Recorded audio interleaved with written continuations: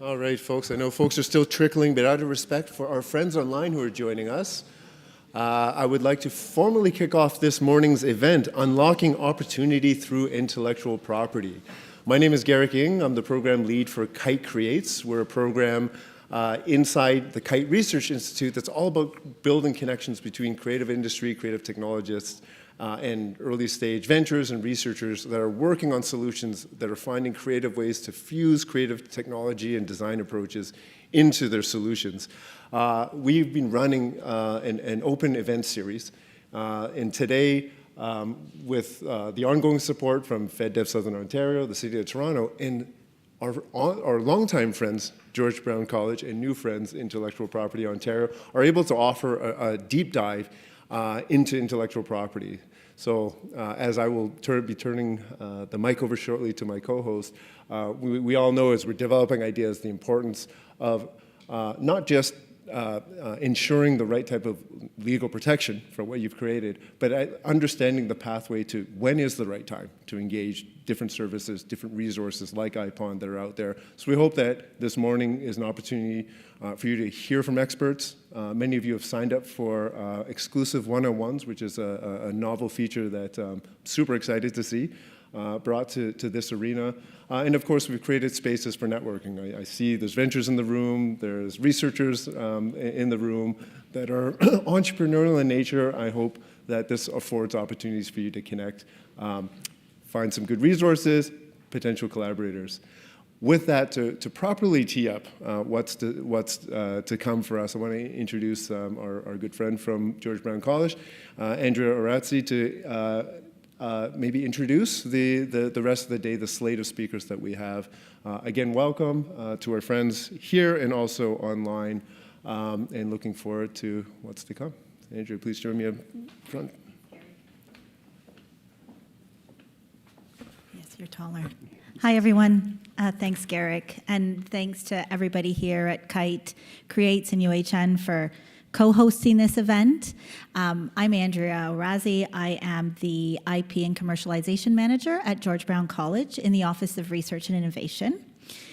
Our Office of Research and Innovation, we do a lot of research projects for SMEs, startups, entrepreneurs. My colleague, Daniel Conter, is at the back, and he is happy and excited to talk to everybody today about our capabilities. Daniel takes care specifically of our fashion exchange, so we do a lot of textile testing. We've done projects on wearables. He also does the computer science research programs, so there's lots of AI, AR, so do talk to Daniel and me as well. My role in the college, I've been very lucky because my role, I get to give out IPON funding. And this IPON funding, we've had 2 years of IPON funding. This is our second year. We've funded some really amazing companies across AI, health tech, med tech, advanced manufacturing. We're really proud of our portfolio. How we fund is we work with our clients. They work with a service provider, and we get an SOW, and we understand exactly what kind of patents they're looking to file or trademarking. We do a lot of patent filing, actually, in our portfolio. So this year, we have a small amount of funding left. So we're looking forward to you having your one-on-ones. If you're confused about your one-on-ones or wanted to be on the wait list, come and talk to me and we can sort that out. But we have an exciting day. We have Tony Orsi and Ainsley Parsons from Smart and Bigger. They're our keynote speakers. And then we're going to have a panel with Andrew Fraser from the Commercialization Department at UHN, Ainsley and Tony, and Kareem, who's not here but told me he's on his way and stuck in traffic, but he is one of our clients that we funded. His company is called Care Chemicals, and I will I'll let him tell you all about it. It's a great company, and they're being very well supported by IPON as well. So I don't think I've forgotten anything. I will invite Tony and Ainsley up to the podium. Thank you.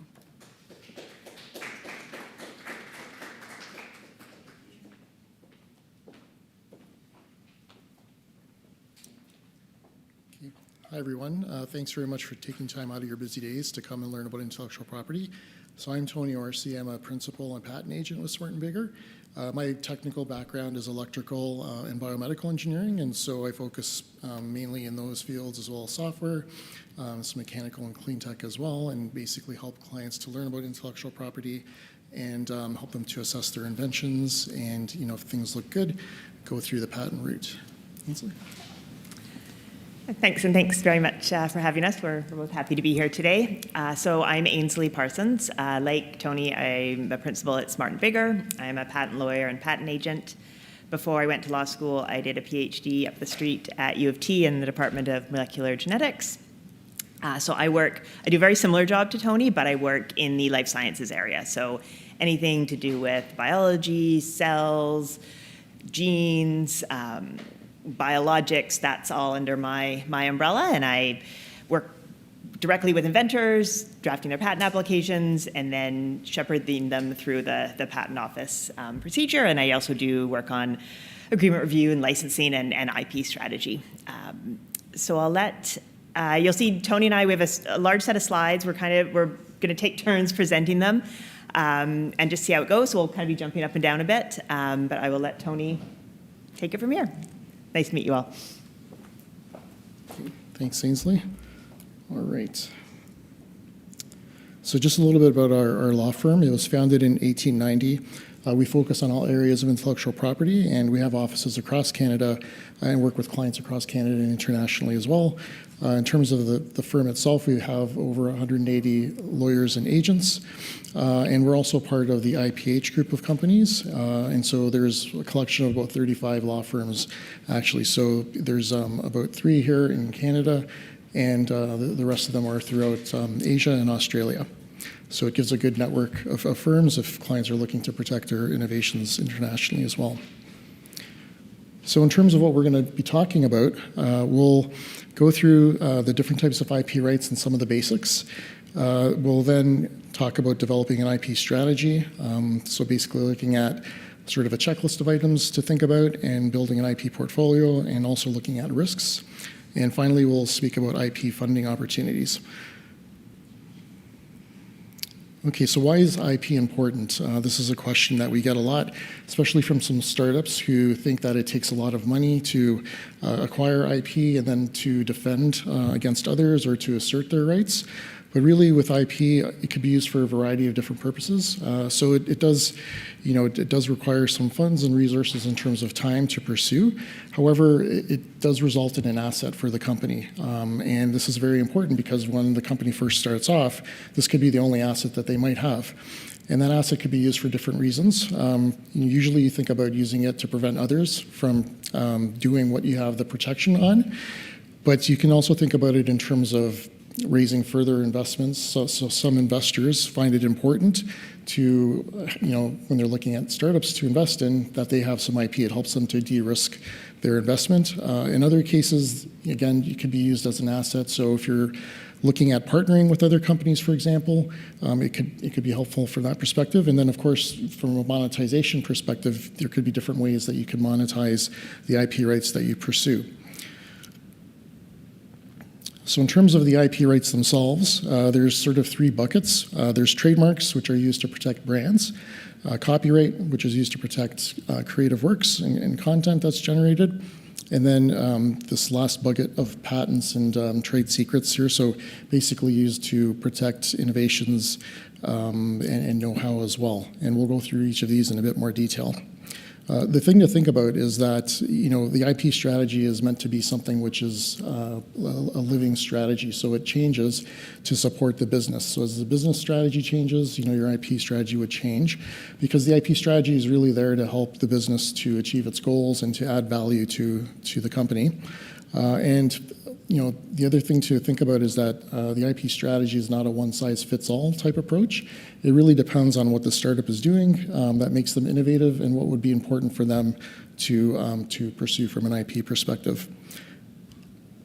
All right, so getting into the first type of IP right, trademarks. So these are basically IP rights that are used to distinguish the goods and services of your startup from those of others in the marketplace, so the competitors. And these can take a variety of different forms. And so usually they're more sort of image-based, where it could be a picture plus some words. But basically using these to represent the name of the company and the names of the products and services, or having that logo there, which sort of imparts that as well to the marketplace. There could be other things too, so you could have slogans, even colors or scents or holograms. So basically something that's unique, such that you generate goodwill with the marketplace, so that when they see this mark, they think of you and they don't confuse your goods and services with others in the marketplace. Now, in terms of Canada, because it's a common law system, there are some regional rights that can be obtained through usage of the trademark itself. But if you want to have nationwide rights, you go through the registration process. So if you're using the common law rights, you basically have to build up goodwill with the consumer base, and it would extend to the geography in which you're doing business, basically. So it could be provincial, for example, or even a city. Otherwise, if you do go for the national rights, you would put together a patent or a trademark application and file that with the IP office, and then go through the examination process. Now, before you do that, the thing that we talk about for IP is that you don't want to think about just in terms of what you can acquire for yourself, but you also have to think from a defensive perspective for your company in terms of not infringing on the rights of others.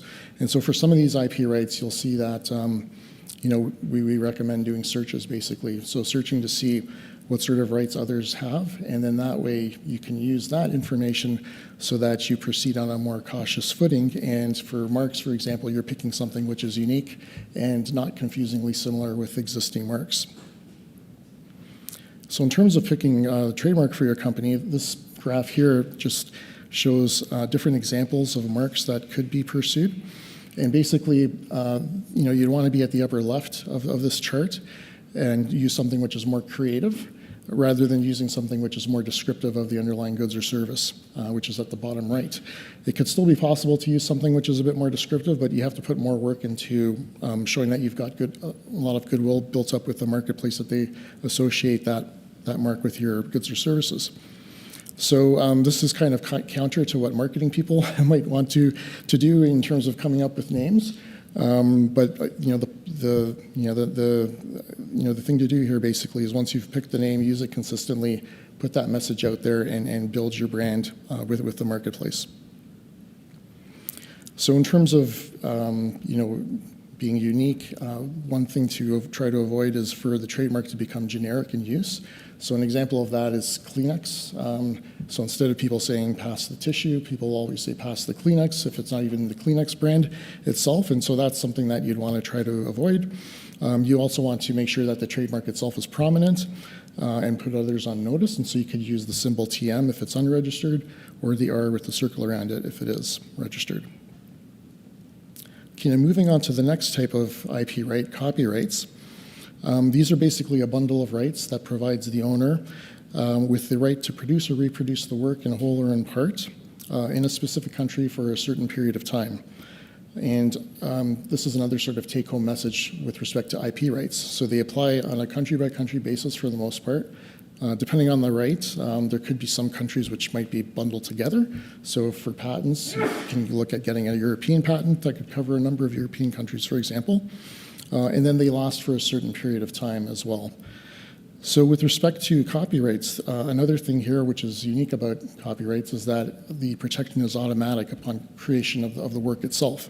So you don't necessarily have to go and have it registered at the IP office, but there could be good reasons to do so, and also depending on some countries, if you need to assert your rights, you would need to register it beforehand. In terms of the length of protection, it would be the lifetime of the last surviving author plus a certain number of years. So in Canada, that's 70. And another important thing when it comes to IP rights is distinguishing between ownership and inventorship, or who actually created the IP. So from the startup perspective, one thing that's important to do is that you want to make sure that whoever works on things which could lead to IP rights for your company have signed an agreement before they do any of that work, where they agree to assign their ownership rights to the company, and also looking at keeping that any sort of information that they receive which is sensitive, that they keep that confidential. So in terms of the things that copyrights cover, you'd think about the usual things, so in terms of artistic or musical or literary works. However, it also extends to things like marketing materials, packaging, websites, and also software programs too. So it is very relevant. In terms of putting others on notice for the copyright, you'd use the C with the circle around it and the name of the owner and the year of creation. So when it comes to using copyrights for software companies, one thing to know is that it really is protecting the underlying code as if it was a literary work. So it doesn't protect the underlying functionality, but rather, if somebody substantially copies the code or copies a very important part of the code, it would protect against that. So it is a bit more narrower in terms of protection, in that you could have two different programmers who could write their own programs which do the same thing, but the program code could look different, and so they could each have their own copyright to that work. For broader protection, you could try to look to see whether patents would be an option. Okay, and with that, Ainsley, over to you.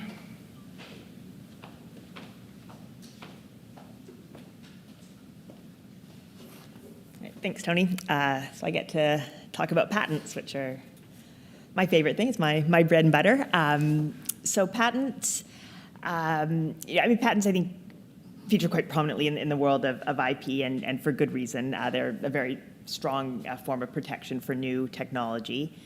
And you can think about a patent as, people talk about the patent bargain. So the idea with a patent is that if you've come up with some new technology, a new innovation, you can get a monopoly over that innovation, so you can keep other people from practicing that invention for a period of time, which is 20 years from the date you file it.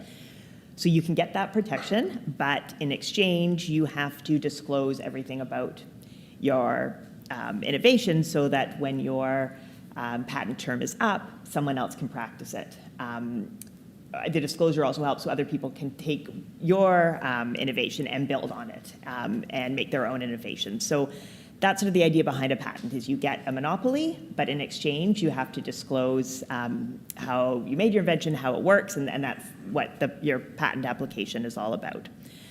So patents, as opposed to trademarks, which we're talking about, protect your brand, copyright, artistic works. Patents protect structure, function, they protect new processes, they protect new compositions. Any of those sort of aspects of a technology, that's what a patent protects. Patents have to be registered in each country. So if you want protection for your invention in Canada and the US and in Mexico, you have to individually file your patent application in each one of those countries. There's no such thing as a global patent. Patents are generally, I think now pretty much everywhere in the world, it's a first to file system. So the key is you need to get your patent on file at the right time, and we'll talk about timings. It's not always, or it's often actually not clear when exactly you should file, but the first person to file a patent, they have the rights then to that protection. And generally, patent protection is 20 years from the date you file. So what makes something patentable? The basics: new, inventive, and useful. So you can't patent anything that anyone has ever done before and published, disclosed to the public. What you are protecting has to be completely novel. And usually it's easy enough to figure out novelty. Is something new or is it not new? What can be more challenging is figuring out whether you have inventiveness. So in order for something to be patentable, it not only has to be new, but it also has to have something, there has to be something more there. It can't just be a very simple modification of something that's already out there. There has to be something inventive. And I'll talk a bit about what it means to be inventive. Your invention also has to be useful. Usually that's a fairly easy bar to meet. And I'll also talk a bit about patentable subject matter. There are some things that our government says you just can't patent, and we'll talk about that. Patentable subject matter comes up a lot in the life sciences area, which I work in. So again, we'll be talking about that in a bit more detail shortly. Okay, so novelty. This is the key. Once you have disclosed your patent application to the public, once you have presented it in a say in a meeting like this, if everyone here hasn't signed a confidentiality agreement, this would be considered a public disclosure. If you publish an abstract, if you speak at a conference, you can destroy the novelty of your own invention. So you need to make sure that there's no public disclosure of your invention before you have filed. There is a 1-year grace period in a few countries, particularly in Canada and the US. So if you've made a mistake and you sent your student off to a conference and they presented, you still have a year to file in Canada and the US, and you can still maintain your filing date. But for example, in Europe, they have absolute novelty, you would be out of luck. So bottom line, if you think you might have something that you could potentially may want to protect with a patent, make sure you absolutely keep it secret until you've made a decision, probably until you've talked to someone in IP, had an idea of what your strategy is. Just keep it confidential until you know what you're doing with it. So this is the second. So we have novelty and then non-obviousness or inventiveness. And assessing inventiveness is a lot more difficult. It varies country by country.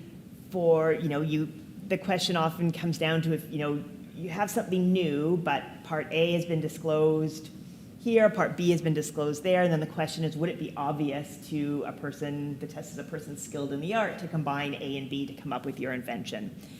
So we're always looking for things like unexpected results. No one would have ever combined A and B because you wouldn't think you would get these results. There's no suggestion in the literature that you ever could combine A and B.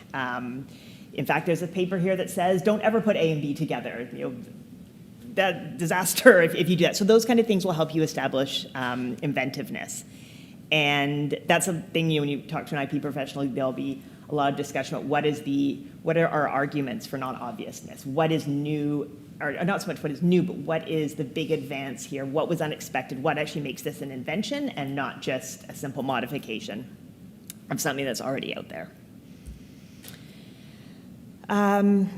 So this is just again, I think I already went over this in detail, but this is just being, trying to hammer home that public disclosures are what kill inventions prior to filing. So just be very aware, if you think you have something patentable, not to disclose it in any way until you have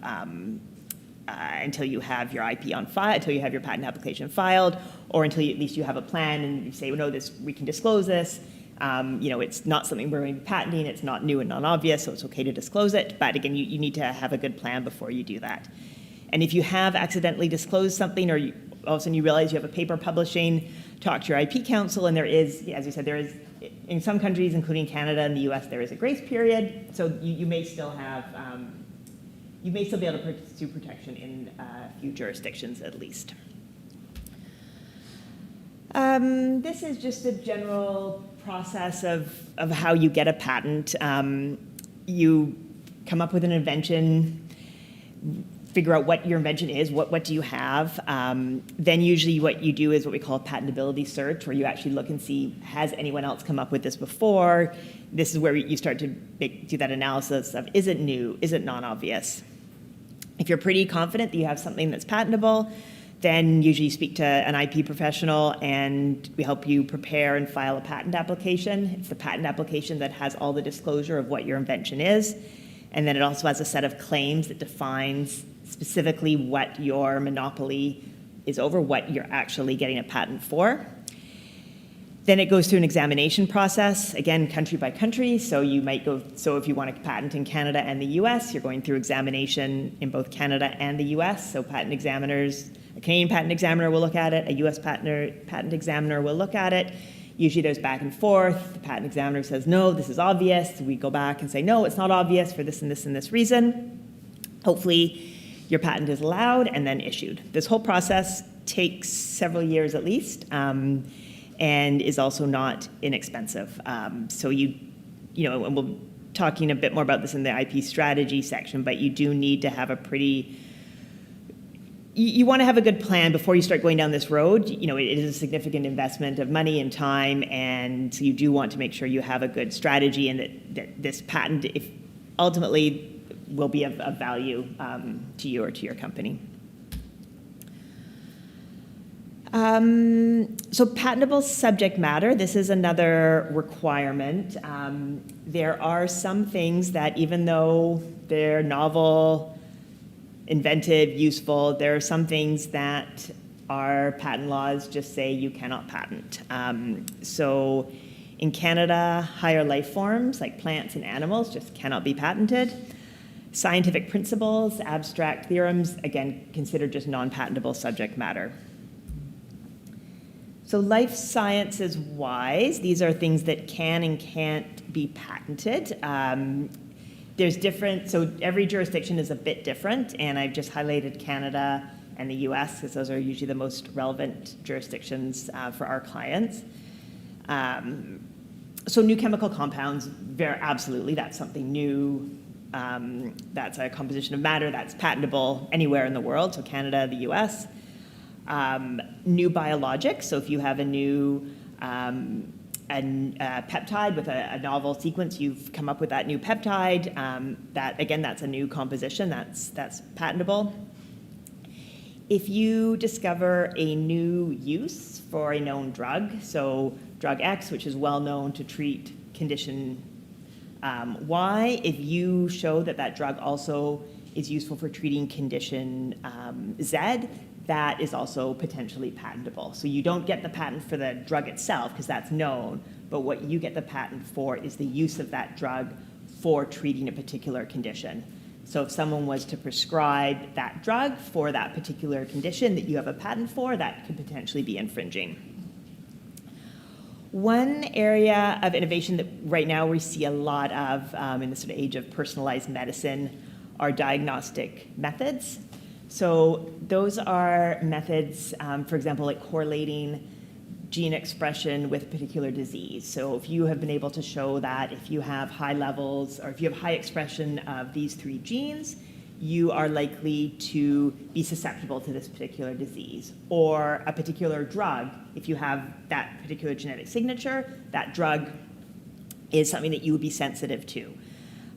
Those are innovations, but often they fall afoul of patent laws because it's thought that because the innovation there is just a correlation. So the correlation is the gene expression and then susceptibility to a disease. That's considered, in some instances, considered just to be something abstract. It's just a scientific principle. It's not actually patentable. So there are ways around it, but diagnostic methods can be very difficult to patent. Higher life forms. So a classic is like a genetically modified mouse.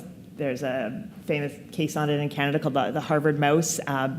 In Canada, you cannot patent a mouse, even if it's potentially new. You've genetically modified this mouse. It's not like anything in nature. It's still not patentable in Canada. In many jurisdictions, including the US, you can actually patent a genetically modified mouse. Plants are considered higher life forms as well. They're not patentable in Canada, patentable in the US. A little workaround, you can patent cells in Canada. So even though we can't patent that mouse, we can patent a cell of that mouse, and often that gives you pretty good protection. Same with a plant. You can't patent a new plant, but you can patent a cell of that plant. Genes are another area that are often under debate. Should you be able to patent genes?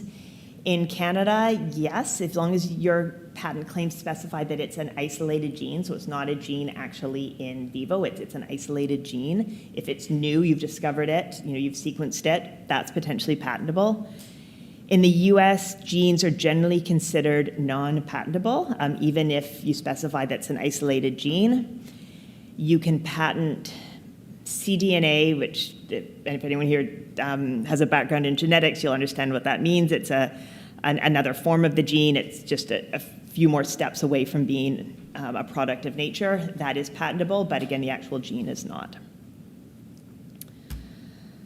I won't go into more detail. This slide just gets into this idea that the issue with diagnostic claims, that they're considered to be abstract ideas, and that correlation, the link between a biomarker and a disease isn't patentable subject matter. And generally, what we do to overcome that is we make sure that there are some physical steps in the claim. So a step of like obtaining a sample from a patient and running specific tests on that sample to figure out if that patient has the biomarkers. Sometimes putting physical steps in the claim gets us outside of the idea that it's just a claim to an abstract idea. So there's ways to get diagnostic claims in Canada, but they are tricky. So again, if you're doing anything in the world of diagnostics, talk to IP Council early to figure out a strategy or how you can actually cover that innovation.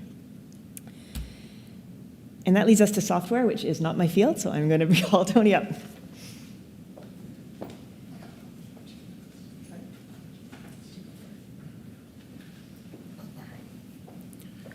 Okay, thanks very much, Ainsley. So with respect to software, as you can see from this graph, it is possible to patent software-based innovations. However, they are scrutinized more heavily than other types of inventions, and so we have to do a bit more analysis in that patentability or that prior art searching phase that Ainsley had mentioned to try to assess the likelihood of being able to get patent protection. And so typically here, what the patent offices are looking for is some technical solution to a technical problem. So what does technical mean? I think it means in terms of something scientific or something engineering, perhaps that is not easily solved, and you come up with a solution for that. So with respect to the different countries and looking at digital healthcare innovations, the tricky thing here is that depending on the country, if your innovation is analyzing data more accurately or providing some sort of an output on a monitor for easier visualization, it could be challenging to patent something like that. In the U.S. and in Europe, for example, they're looking for some sort of steps that are being performed. So that's how you sort of cover the functions for software in terms of some processor or some other type of hardware performing those steps. That solves this technical challenge. In Canada, as Ainsley had mentioned, they're looking for some sort of tangible or physical step. So it could happen on the input side. So if you're transducing a physiological signal into a digital signal, which is then processed, or the output side, you might, as a result of that processing, generate a control signal that could be used to control some sort of hardware device. That would help. Or increasing the efficiency of a computer operation or reducing the amount of resources that are used. So those are things that Canada looks at. So Canada is a bit more strict in that regard. In terms of some trends in medtech, AI, of course, is impacting a lot of different areas, and it's had a large impact on the medtech sector. So the FDA had published a study where they found that the areas which were sort of impacted the most are listed there. So image acquisition and processing, diagnosis, prognosis and risk assessment, early disease detection, identification of new patterns in human physiology and disease progression, development of personalized diagnostics, and therapeutic treatment response monitoring. So what our firm did was we did a bit of research and searched for patents that were published or issued between 2001 and 2023, and looking in those different categories that I just mentioned to see which ones had the most filings. So you can see by the graph here that treatment response monitoring and identification of new patterns in physiological and disease had the largest amount of filings, with clinical workflow management not far behind. That one is a tricky one to patent because sometimes examiners will say that you might just be doing steps in terms of organizing human activity. So again, you have to look at it from the technical perspective in terms of how you're implementing it. That's what you would be protecting, the implementation. And in terms of how these filings happened over time, you can see with the breakdown of those different categories that starting around 2016 or 17, that's when you start to see a large progression in these filings, with a greater adoption of AI.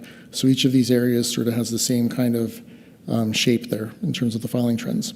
Now, in terms of where these innovations have been developed, the chart on the left there shows the countries where the inventors are from, and the U.S. has a large chunk of that. And the next biggest is China. And then the other chart on the right shows where the patent applications have been filed. So basically, that is an indication of which countries these innovations are going to be commercialized in. So again, the U.S. is in the lead there, but it's shrinking, and China has a greater proportion there as well.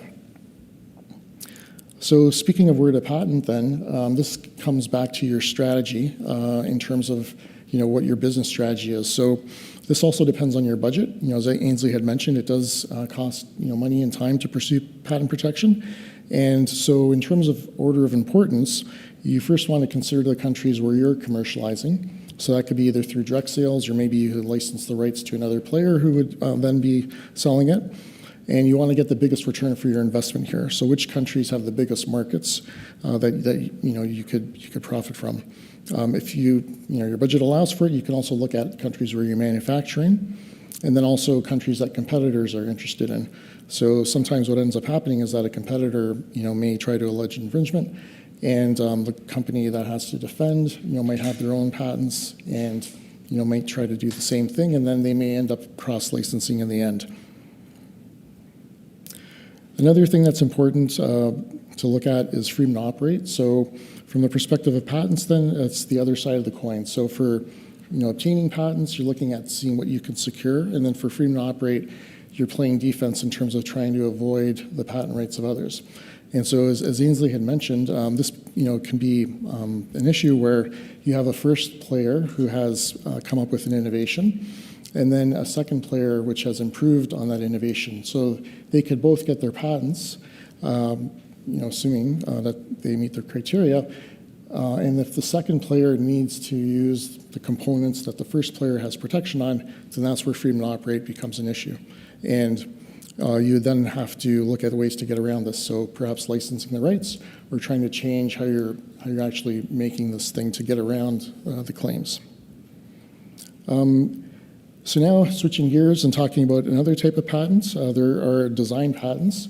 And these differ from utility patents in that here you're just protecting the appearance of a design that's been applied to a physical object. So it could be a chair, for example, or a table, or it could be a virtual object. So it could be a user interface. So there's a lot of similarities in terms of the process here. You also need to keep the design secret until you file their first application, and it's also a first-to-file system. The amount of protection is lower here. It's 15 years versus the 20 years for utility patents. And here the protection is also narrower than utility patents, because basically the claims here, what you get protection for is actually what's shown in the images in the application. So an infringer would have to basically copy everything that's shown in the image. So here are some examples, and on the far left you can see one for a user interface. And so a way to make your protection broader is to show things in dashed lines, which means it's optional. And so here, since the image would change depending on whose image you're looking at, you don't want that to be part of the design. And then you can also see a watch there, so an example of a physical object, and then some other examples of user interfaces, and also some simple animation as well, where icon would change slightly depending on process that's going on. Trade secrets, Ainsley, over to you.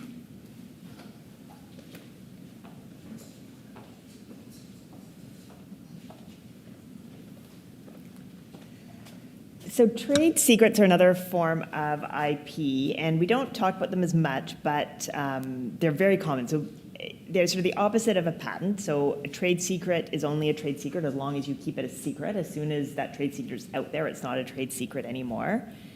And essentially, everything we file patents on starts out as a trade secret. So it's a trade secret. You're keeping it secret until you file that patent application and it's published, and then it's out there in the world.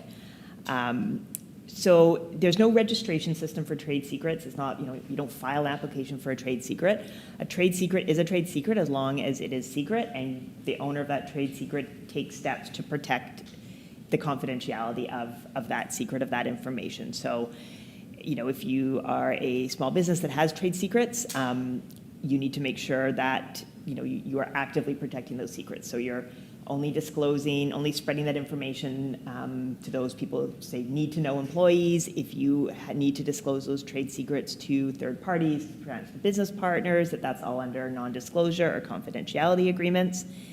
And the trade secrets work best for information that can't be protected by a patent. Say it's not patentable information. It's a secret that wouldn't meet the bar for patentability.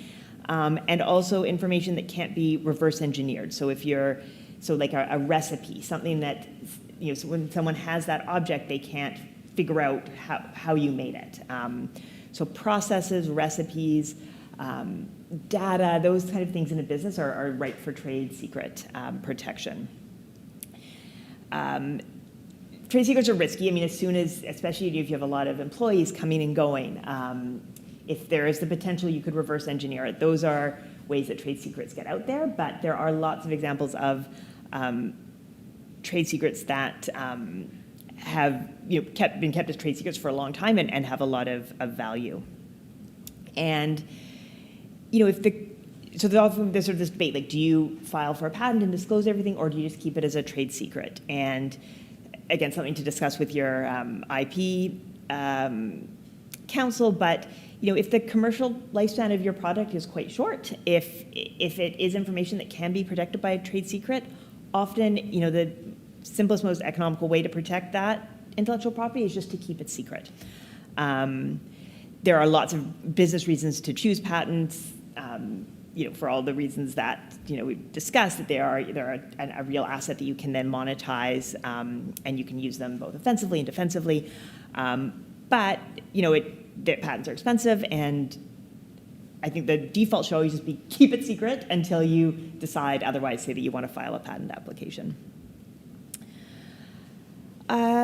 This is just a quick slide on another area of IP that we're not going to talk about in any detail today, but comes up a lot for small businesses, is IP in contracts and agreements. So we're talking about non-disclosure agreements, employee and contractor agreements often, or they should always have a clause that specifies what the IP ownership is. So if an employee invents something, by default, it's owned by the employer, but that should also be set out in their employee contract.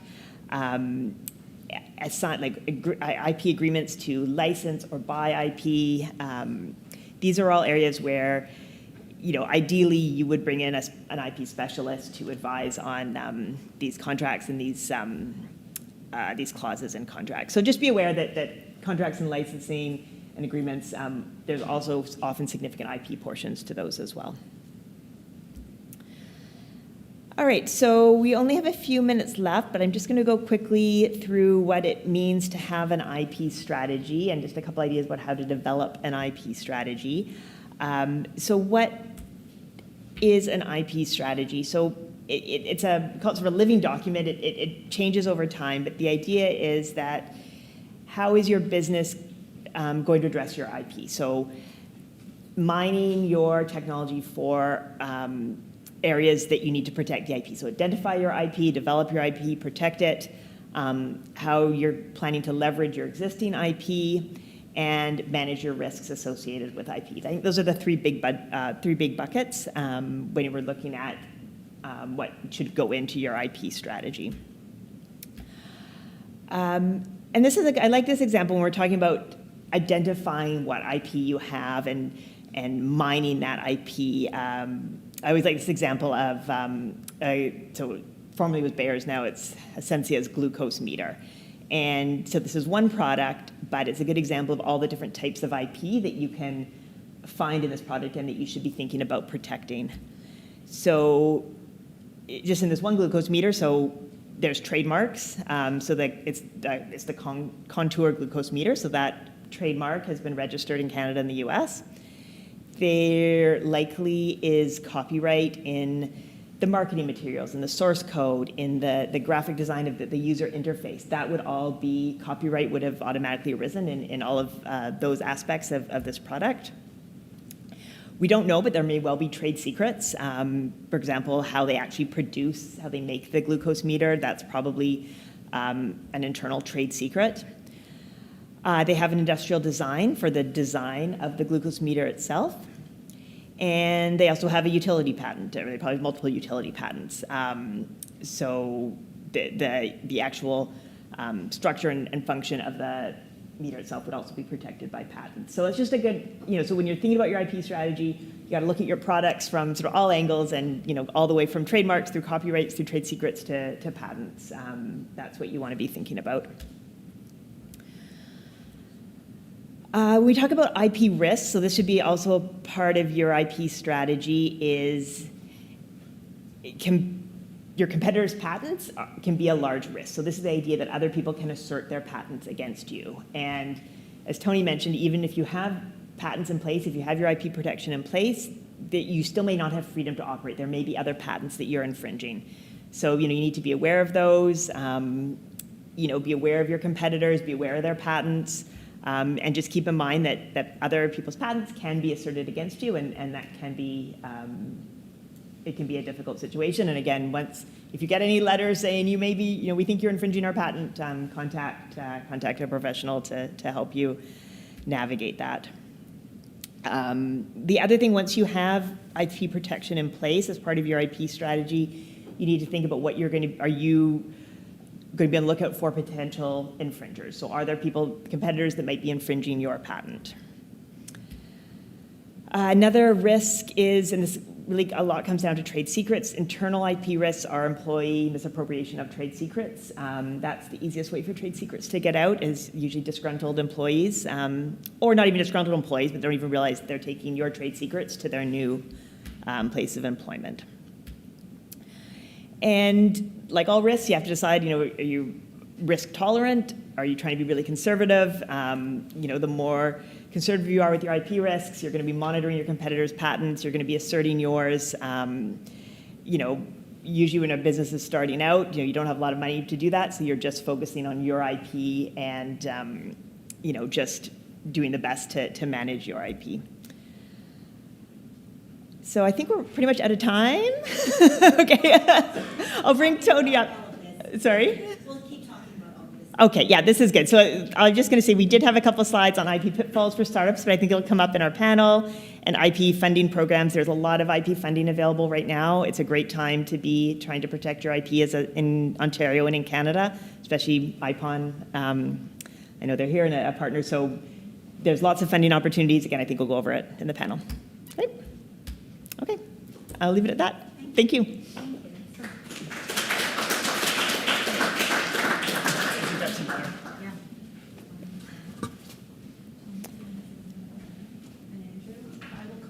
I just wanted to get this back to the front.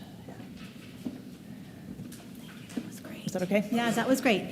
Thank you. We could sit here for hours and talk about IP. Yeah. I'd like to invite our panel members up. And I just want to take this opportunity. I want to thank Kite, Create's team, UHN, IP Ontario, for hosting and funding these events, because I think we'll get into this in the panel, is that you don't know what you don't know when it comes to IP. So we will sit down. Thanks, Ainsley and Tony. I'll introduce everybody over here.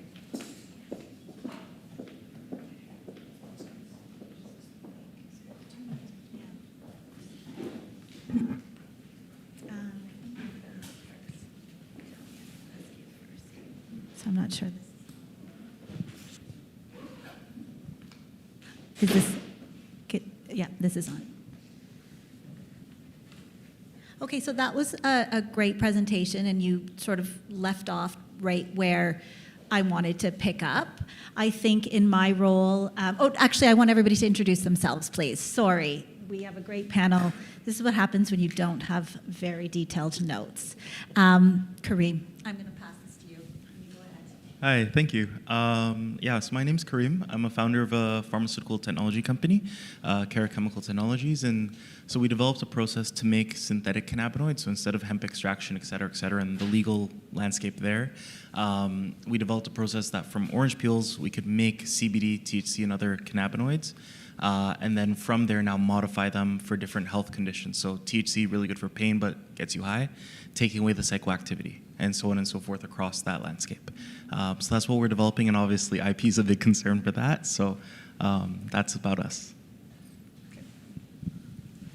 I'm Andrew Fraser. I'm from the commercialization office at UHN. So we're approximately 25 people, and we support institution-wide the commercialization of applied research. My team, 8 people in similar roles to me, supporting the different research institutes. We handle all of the external agreements around research and commercialization, sponsored research agreements, collaborative research agreements, confidential disclosure agreements. We are also the gatekeepers at UHN for intellectual property.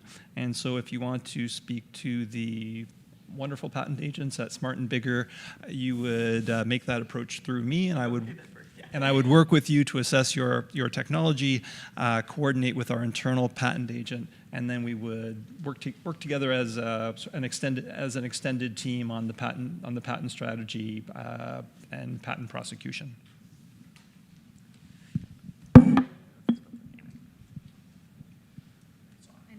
Okay, sorry. So I've already introduced myself. Again, I'm Ainsley Parsons. I'm a principal at Smart & Bigger, and I work in the life sciences area and on patent prosecution. Thanks. Yeah, and myself, so I'm Tony Orsi, principal as well at Smart & Bigger and patent agent, and I work in the EICT group, so primarily electrical information and computer technology group, and my background is in electrical and biomedical engineering. Thank you. Thanks, everyone. I think one of the things that I've noticed most in this role is a lot of times when newer companies come to us or startups, they feel like it's more of a box to check IP versus like a whole business strategy and commercialization strategy and even a go-to-market strategy, until you realize how important it is and how much value it actually brings to your company. So, Tony, I'm going to ask you, what misconceptions do you see among early founders or even researchers around their IP?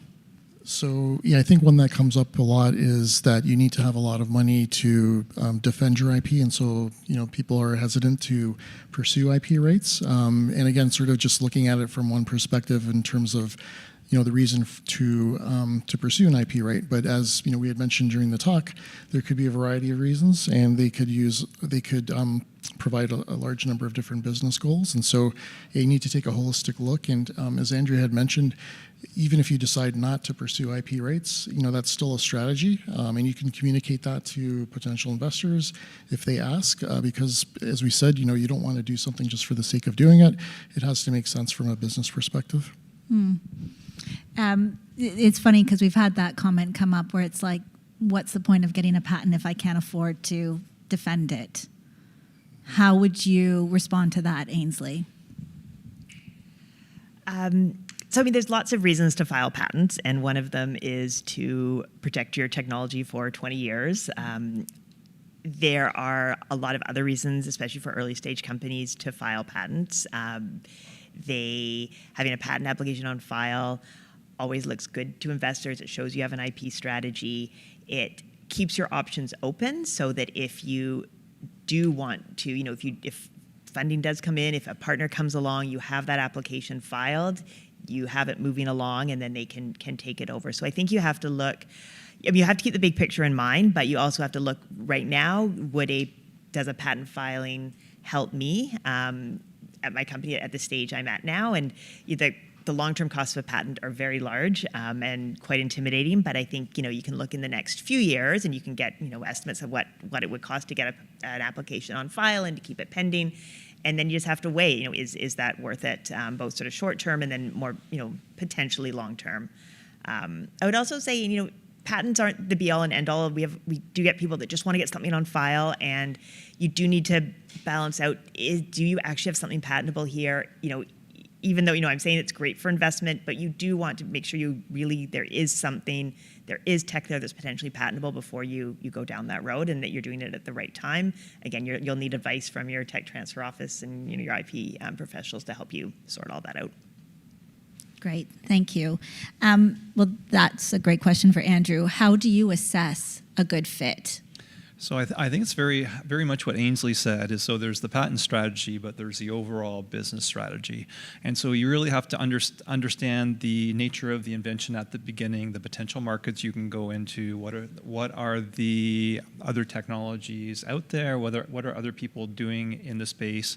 Like, do you think you're going to end up with be one of the first people out with like a definitive platform, like a platform patent, that there will be lots of different parties that want to license it all over the world? It'll make you an awful lot of money. Or is it maybe something innovative that's not quite ready for prime time, but you just want to get that foot in the door so you can come in a year or 2 years later with a broader patent with the substantive part of your technology in it. So yeah, I think it's very much understanding the business case around the technology and matching the patent strategy to your business plan. I mean, Kareem, your product is incredibly innovative. Tell us a little bit about your decision making in the early stages of your IP strategy. For sure. So I think going right off the points right there, are you going to be a niche market? Is this something a lot of people are going to want? Or are you filing for later? I think we kind of hit on all those serendipitously as we filed. So when we were building this, it was, say, 2018 when we were trying to get a license to even operate because it was still semi-legal at that point. And then post-legalization, we actually got our license in 2019, made sure that we could actually do the chemistry, and then we incorporated in 2020. And obviously, we're like, this is big. Everyone's going to want a piece of this. This is a huge market to go into. Cannabis as the broad market was crazy. So we patented, filed across 17 countries and jurisdictions, which is a lot, very expensive. But we were like, people all over the world will want this. And then the cannabis market crashed. And people pretty much didn't care anymore. They were good with getting plant sourced despite quality, et cetera, et cetera. The pharma side died completely, and we were like, okay, last man standing. And then COVID hit. So that dragged it out. But we still had it. And that was kind of our, okay, well, now we're filed for later because we know there's still a lot of value here. And now there's rumors of the American administration of legalizing. There's more push. Globally, Europe has opened up a lot. Japan has also opened, and they were very hard against cannabis. So that kind of became a file for later and wait and see. And we're kind of at that cusp again of the industry coming back. And even in the pharma landscape, CBD is pharmaceutically approved for epilepsy, which is why we started. My cousin had epilepsy. And it's $1 billion drug per year now. And so there's a lot of caveats that are now open. And so it wasn't the intention. We were hoping things would have stayed hot for the last couple of years, but it became that sort of moving adjustment. But if you know your market really well, and I think to the previous points, know why you're filing.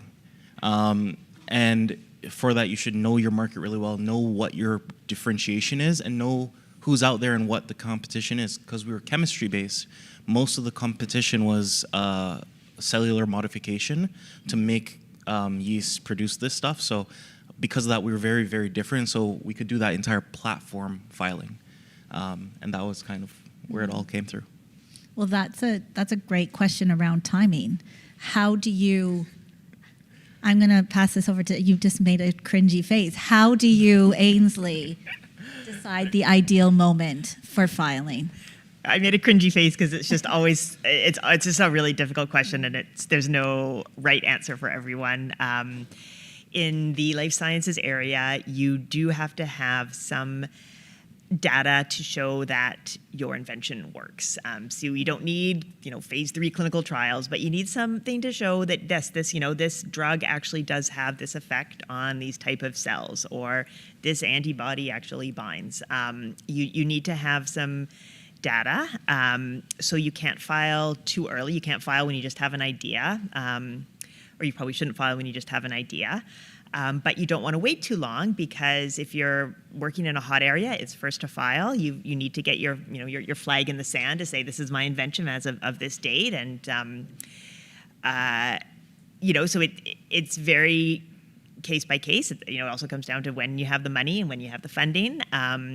Generally, for patents, I would tend to err on the side of earlier rather than later, just because, it is the later you are, the more risk that more disclosures come in, that people in your own group disclose. But it really, it's very fact specific. But you do need, the bottom line is you need to be able to show that what you're trying to claim actually, you have some evidence that shows that it works. And that's tricky with timing. Yeah, it's very tricky. Too early, too late. Yeah.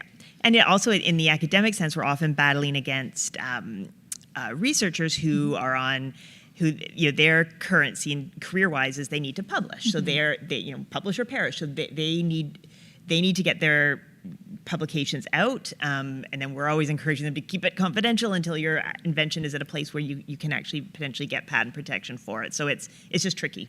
Yeah, no, it is. Tony, what are the risks when you're working with researchers in particular? Research is out of an institution because of this publishing. Right, right. So yeah, as Ainsley mentioned, publishing or attending conferences even as well and doing presentations. And one of the tricky things there is that sometimes some of these conferences might pre-publish what you intend to show. And so the disclosure date, which we use, like we aim to file before that, of course, is very important to know. And so sometimes that kind of happens as well.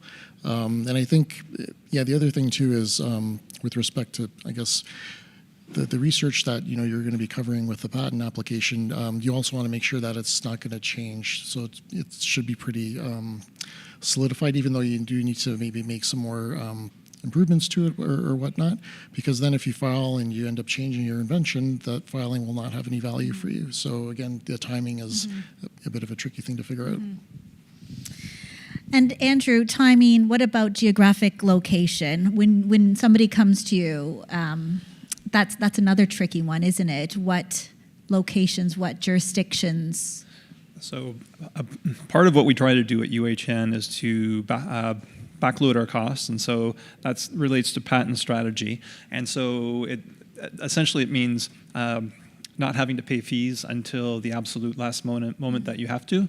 And that gives you time to de-risk your technology. It gives you time, if you want to license it, to engage with external parties and get a term sheet in place. And hopefully the time that you're licensing the technology is the time that you're signing a term sheet and a license. So when you're going into all these national jurisdictions, it's not UHN that's paying the cost. It's the industry partner who's taken over the patent filing.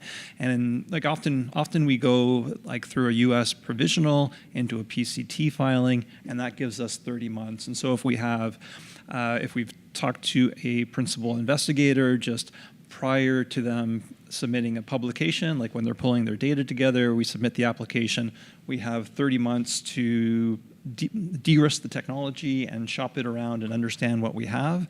Through a PCT, if things are going super well, hopefully it's licensed, but if not, we would typically go into Canada, US, Europe, and maybe if it's super amazing, like India, China, South Korea. If the competitive landscape or technology does not pan out to be as amazing as we think it is, we might just do a US or Canada, US filing. Thanks. You mentioned that it's usually the industry partner who has to pay those fees, and that's you, Kareem. You're the industry partner. You have to. I mean, in your case, you're not affiliated, but you are the one paying the bill. Yeah. How do you balance the budget? How do you decide what to spend? I mean, Kareem has also received IPON funding. That's probably helped, but early 2018, what were you doing? How were you balancing? Yeah, very difficult to balance because I guess to the points of data required, data is always required, and as you advance your technology, the more data, the better.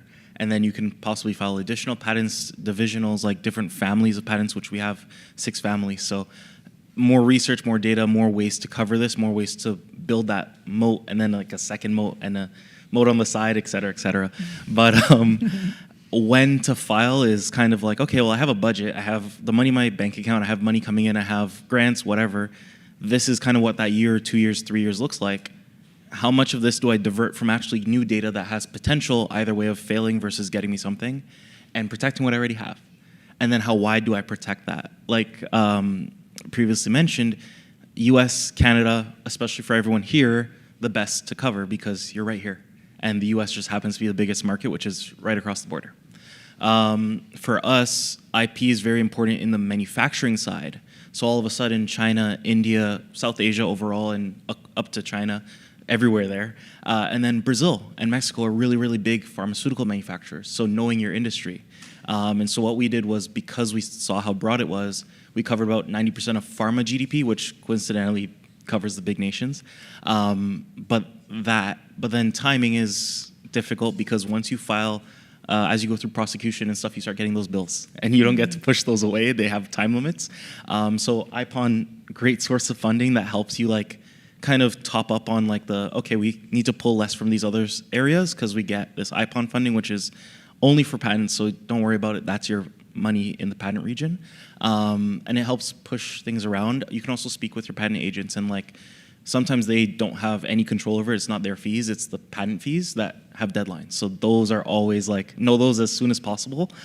Push them when you can, but know those are hard deadlines to pay or you lose it.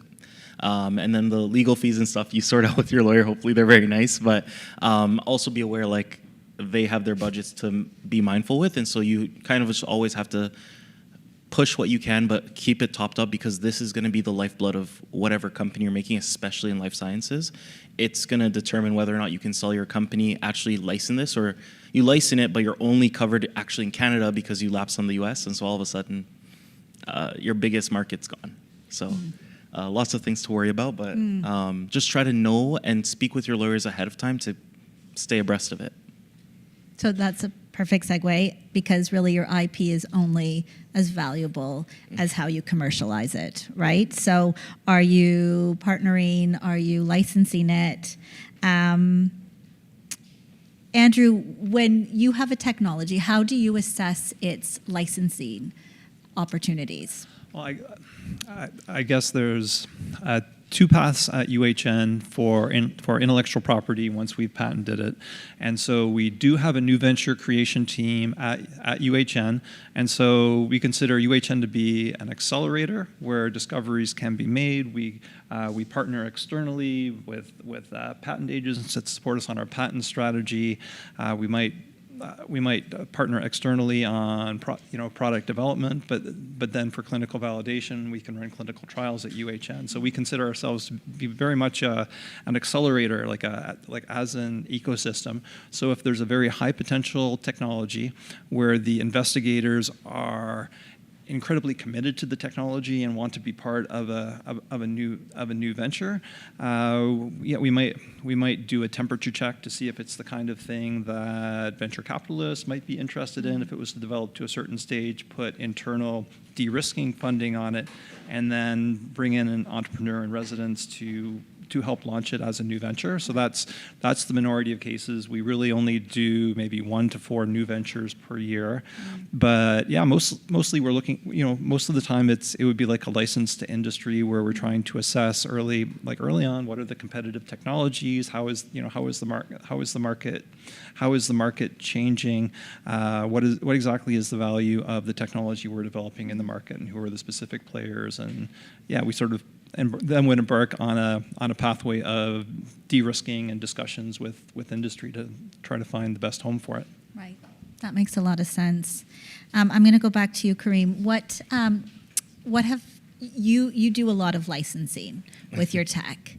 Can you tell us sort of the journey, the pitfalls of how you make those decisions? Yeah. So I guess, based on the landscape of our technology, the initial plan was we were going to raise $15-20 million, start manufacturing and selling product ourselves using our technology, and if people had caveat uses, et cetera, we could license it to them. COVID hit, as I mentioned, so that investment plan died very quickly.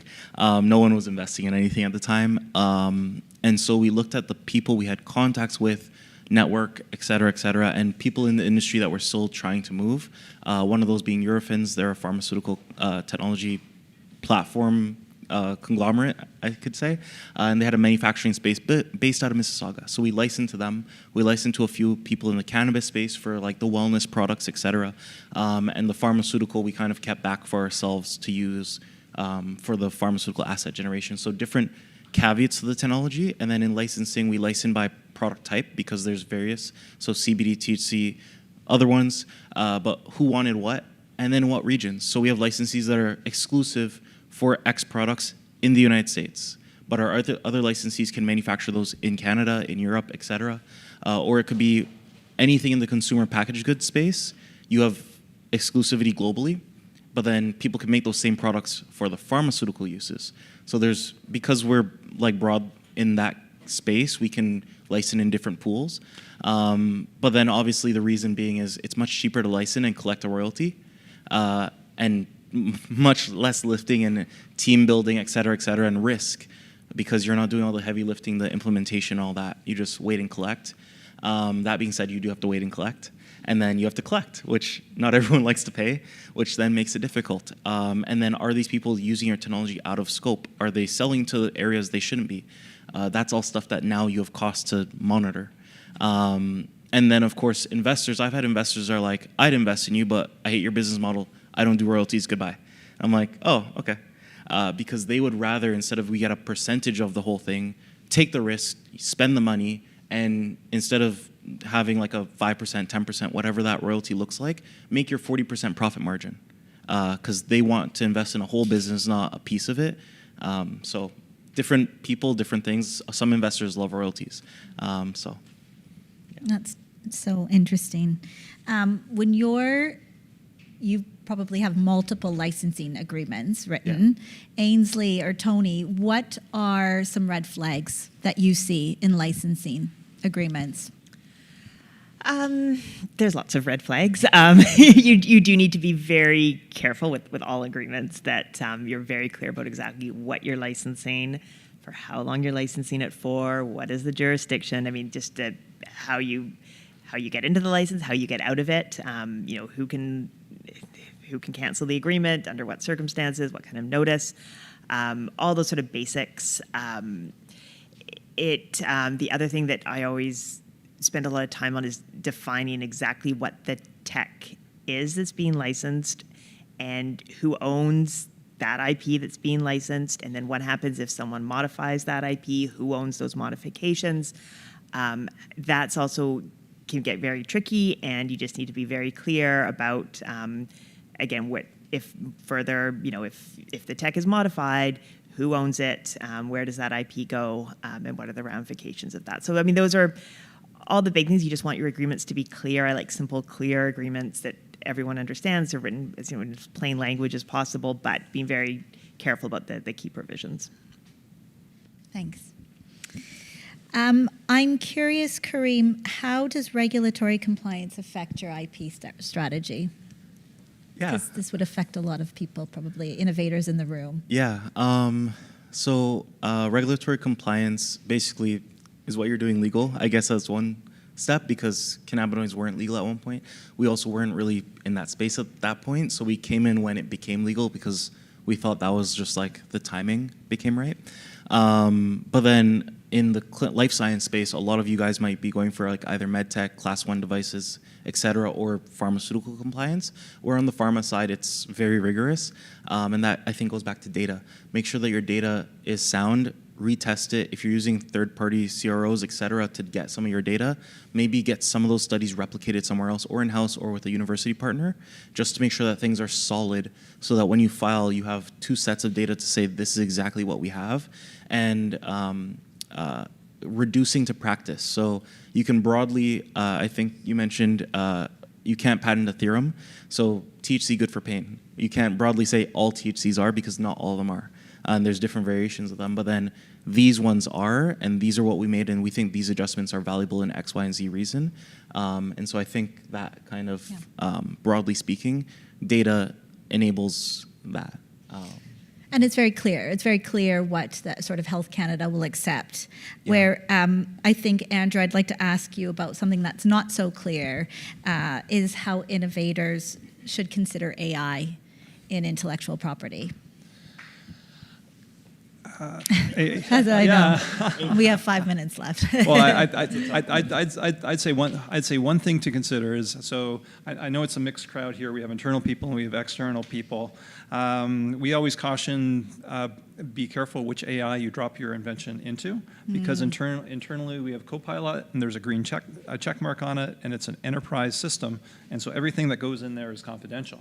But if you think that you have a great idea for an invention and you drop it into ChatGPT, perhaps you've just disclosed your invention. Right. So I think, yeah, again, it's. Should add that touch to my slide. That's another potential disclosure for sure. Is that's a real concern that people should have? And a lot of people are using AI note takers. So make sure you read the agreement on that to make sure that your information is being kept confidential. I think from the commercialization side, it's like, you can't patent math. It's got to be for a very specific application. From the perspective of our researchers, again, it's about disclosure and making your, in some cases, making your algorithms available as a requirement of publication.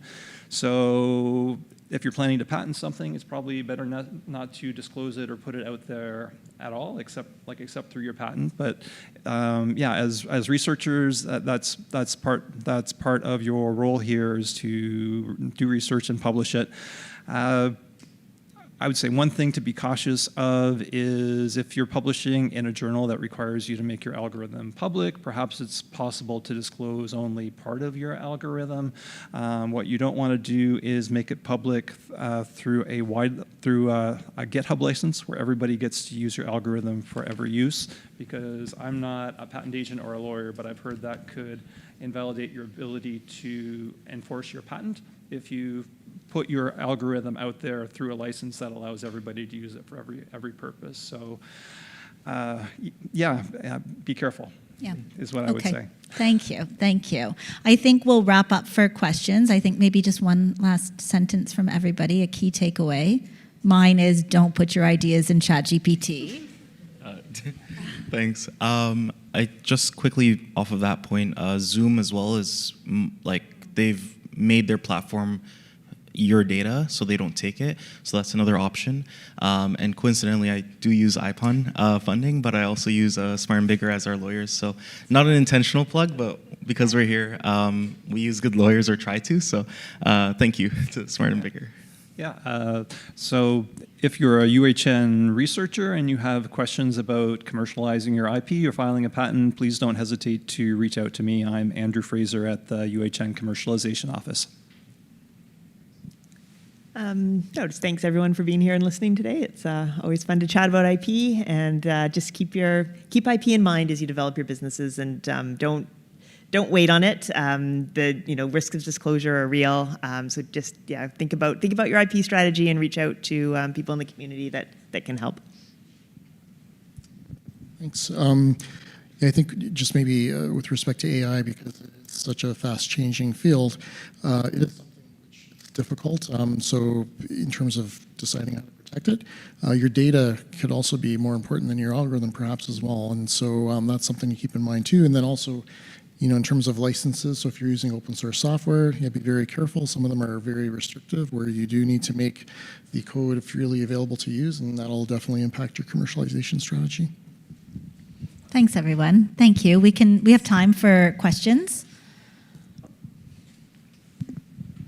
Hi, thank you, Andrew, and thank you for the presentation overall. So I'm part of the KITE creators cohort, which is all of us creators come together as entrepreneurs, and we work in healthcare and allied healthcare.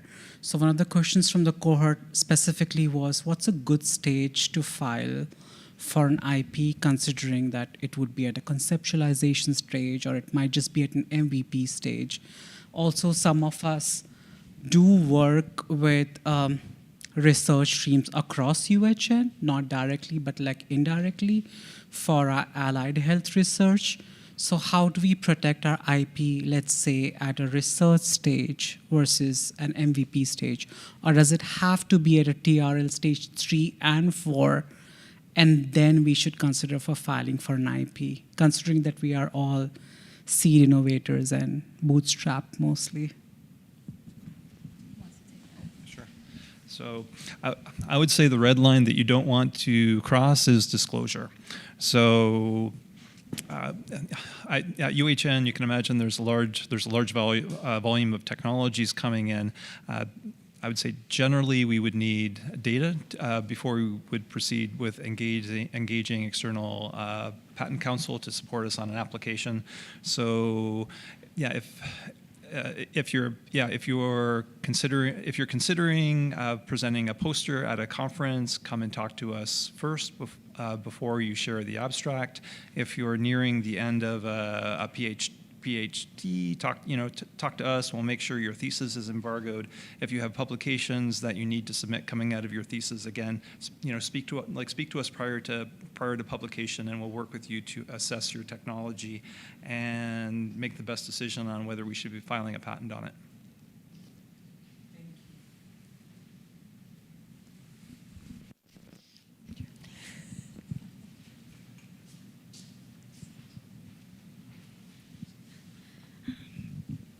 Hi, thank you so much for that presentation. I'm Melissa. I'm actually part of Kite Creates also. I have a question about patenting processes. So for example, in rehab, there's a protocol called the CHOP protocol.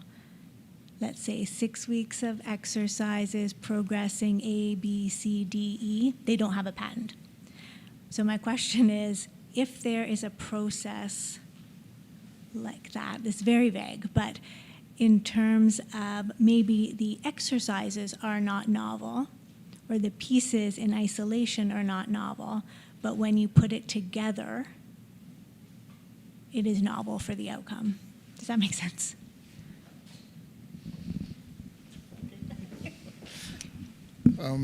So, yeah, that's a tricky one, I think, because if you're talking about activities, like it's human activity basically, and I think patenting would probably not be an option, but you could look at other things. So if you're producing material for others to follow, you could look at copywriting that, and maybe some branding as well to distinguish, against your competitors. But it's strictly sort of an exercise regimen then? Yes, to like water it down, essentially. Okay. So it sounds to me it would be trade secrets, but that doesn't help me. Yeah, unfortunately, because you basically when people are doing it, they're gonna Yes. they're gonna know about it. I mean, if you have like some sort of technical aspect to it, like maybe Okay. recording images of people doing exercises and then doing something there where you may be providing them with feedback in terms of how they can improve what they're doing. Or if you had like some wearables perhaps as well while they're doing it, Okay. that could be ways to incorporate some technology into it. Okay, where it that becomes more might- nuanced, essentially, along the way, I guess. Sorry? Where it becomes more nuanced.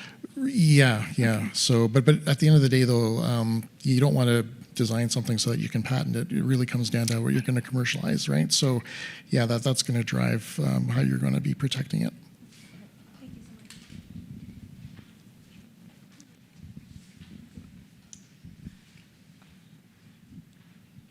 Hi, my name is Sonia. I guess we did briefly touch on this, and I just wanted to kind of like ask again, if another company wanted to use my patent technology, what are the main ways I could profit from that, and when does it become infringed? Like, at one point does that line get crossed? I'll take that one. So the first question is about how to monetize your patented inventions. Is that right? Yeah. So, once you have your patent, it's a piece of property. It's an asset. You can sell it. You can license it. So with a license, you give someone the right. You can either give them an exclusive license, meaning only you can practice this invention, and then usually they pay you royalties back for it. Or you can have a non-exclusive license where they are one of many who can practice your invention, and again, usually there's some sort of royalty agreement involved, and that's a very common. I mean, that's a lot of people. That's what their patents are all about. Is that they use them to generate revenue, and you can also sell. You can just sell your IP outright. And sorry, your second question was? I guess when does that kind of use cross the line into infringement? Yeah, so it's infringement as soon as someone is practicing your invention without your permission. So once you've licensed it, you've given them permission to practice the invention, you can no longer sue them for infringement. And when you get an issued patent, at the end of every patent is a set of their sentences, they're numbered sentences, and those are your patent claims. And those patent claims are what actually defines what your invention is. And when someone does something, either they make a product, they use a product, something that falls within those claims. So if my invention is a composition of ingredients, A, B, and C. And then if there's someone that you have not given permission to, if they create their own composition and they have ingredients 1, 2, and 3 in it, then they're potentially infringing your patent. And it's never black and white. It's always tricky to figure out, is someone actually infringing? They'll say, we're not, we're outside the claims. You'll say, no, you're directly inside the claims. So it's never a straightforward thing, but that's what infringing a patent is. Thank you. Thank you so much. My name's Mary. I'm a professor at U of T, and I have a startup called Bariatric Technologies, and we're designing support garments. So we're in the garment apparel kind of design. So I'm interested in design patents. All the advice I've been getting so far is that it's not going to take much to just alter the design just ever so slightly, like change a zipper or change a seam or something like that. So my question is it really worth getting design patents on those kinds of things when they're so easy to manipulate and shallow pockets right now to defend anything? Okay. So yeah, from the design patent perspective, it's really just the appearance of the garment, right? So I would look at that more if if the consumers wanted to purchase it because of the way that it looked, or their competitor would want to copy the way it looks, maybe because it's so popular. I still think maybe a utility patent might be possible depending on how it's structured. So yeah, that's certainly a possibility to do that, and that could give you broader protection. From a design perspective, yeah, the way to make it broader would be just to focus on certain parts of the design, and leave everything else as dashed lines, or come up with variations of the design too. But yeah, really, I guess it depends on what's unique about what you're doing. Maybe there are just a few ways to do it, and so you could maybe cover the appearance with a few design patents. But I think utility patent might be the better way to go. Yeah. Thank you.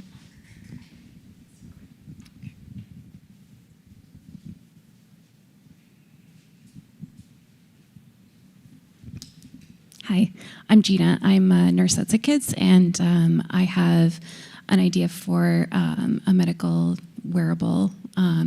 And my question for you is, as someone who, I know we always say, you never say I'm just a nurse, but I don't have deep pockets, I don't have investors and all of that. And so I'm looking into how to get funding for all of these things. And I'd love to hear more about disclosure and how being careful, like at some point you have to tell someone your idea so that they can fund you. And how do you balance protecting your idea and not telling anybody, keeping it a secret, but also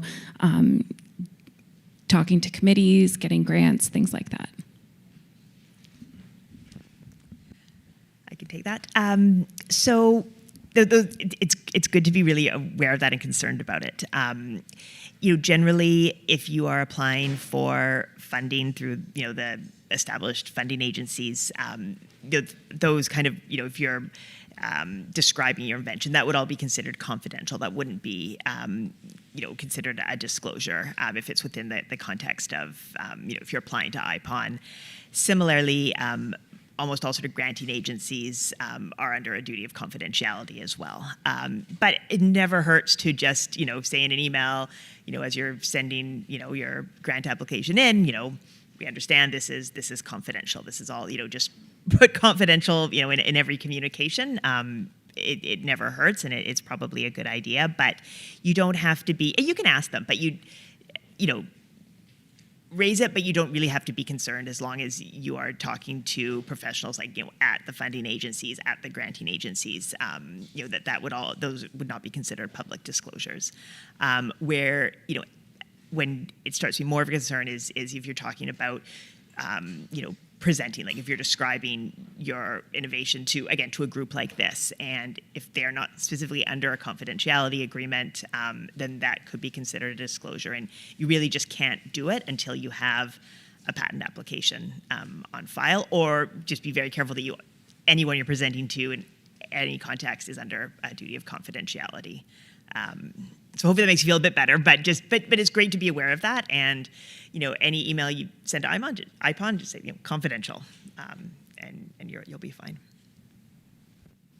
I'll just add to that. You mentioned you're at Sick Kids, so Sick Kids has a really good technology transfer office. I think it would be worthwhile to talk to the professionals there about your invention, and perhaps there's resources that they can engage to support you on this project, whether it's access to patent agents or perhaps seed funding for your project. So yeah, make use of the people in your organization.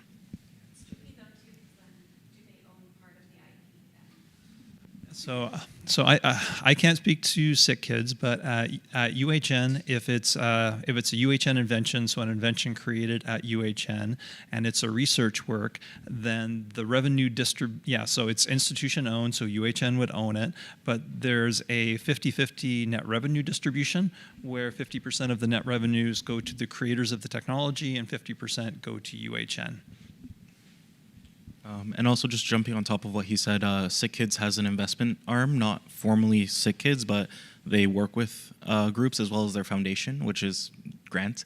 And there's similar organizations like that across, so definitely look out for those. There's healthcare ones, there's female founder angel groups, as well as practices, and there's similar like early stage startups in the healthcare space, not startups, but startup investors that are looking for people like you that are very early on because they want to invest early, and they expect less information, but it's like broad terms for us. We make cannabinoids synthetically using chemicals, blah, blah, blah. This is the approximate cost. This is the approximate. I haven't actually said anything, but if it all makes sense and it's enough to bite, and then you decide and also put in CDAs and stuff in place for what you're comfortable with sharing. There's always a risk, but if you take the steps to make it confidential, that does protect you.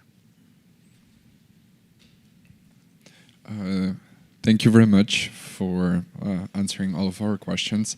I wanted to ask a question. So we're in the development of the software platform, which basically uses AI assistants to manage and predict some of the outcomes for the ILS patients. And we were planning to move to the commercialization stage and start thinking about like all of these patents, processes, and how to make money out of it, kind of. But at the same time, we also wanted to publish and give back to the research community.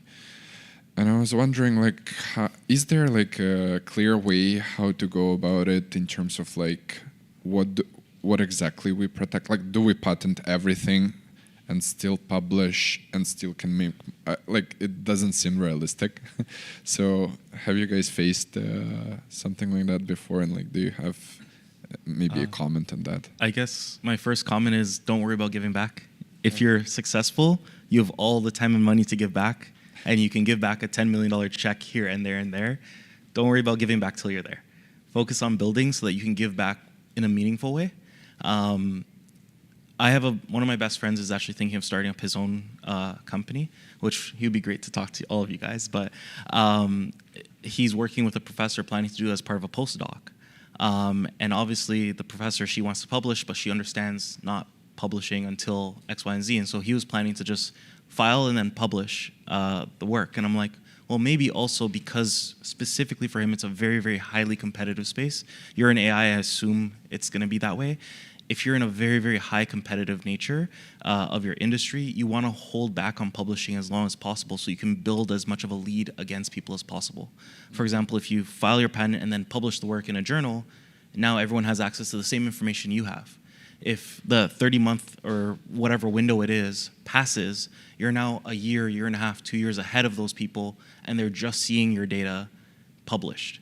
And so now you're 2 years ahead of them in terms of what you know versus they're right there, but they might have more money to get and catch up to you. So it's always a game. It's always a hard choice to make, but you kind of just have to take that awareness.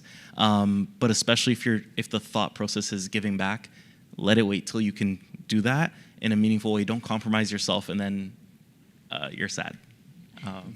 Thank you. I think we have time for one more question. Thank you. Hi.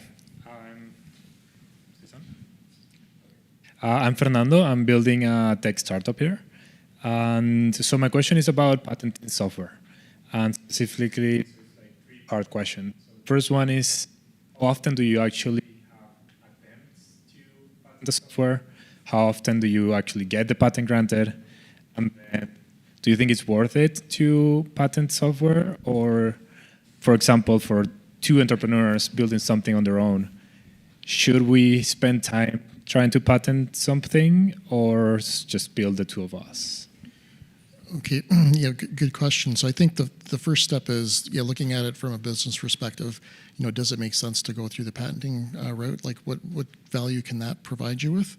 If the answer is that it does look promising, then as Ainsley had mentioned in terms of the patent process, you really want to do very good research up front to get a really good idea about what you can patent or how much you can patent as well. Sometimes if we refer to it as prior art, what's in the public domain, if it's really close to the invention, you may be able to get a patent, but the protection might be very small or narrow, and it could be easier for others to invent around it. So that's part of the process as well. But I think the more homework you can do up front can help your chances with getting a patent later on. So I file quite a bit of software-based inventions, and I think that the thing that helps with success is doing that initial homework.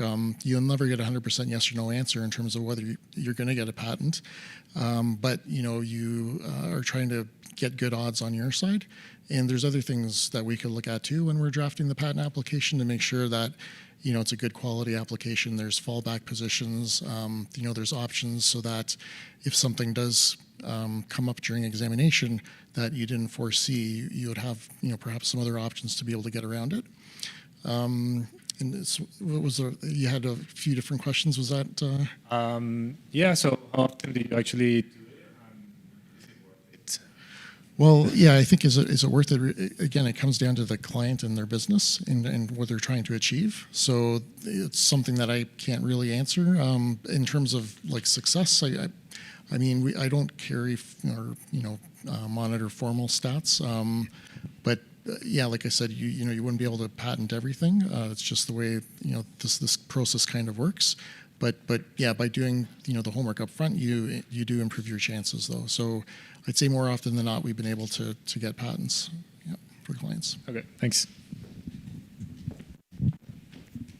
Okay.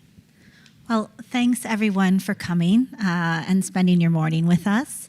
I think that was a really informative session. Thank you, Tony, Ainsley, Andrew, and Kareem. That was great. We have lunch at the back. I just want to thank Kite Creates, Helen and Garrick and their team for making it run so smoothly, the team at IPON for funding these great informative sessions, our team at ORI as well, the Office of Research and Innovation, and yes, thanks to everybody. So if you have a one-on-one and you're not sure about the time, so there was an option to sign up for a one-on-one with Tony and Ainsley, a 15-minute session. Go to the desk at the front and they can give you the time. They'll be taking place over there, so just be on time and get the best use of your 15 minutes. And yeah, enjoy lunch. Thanks, everyone.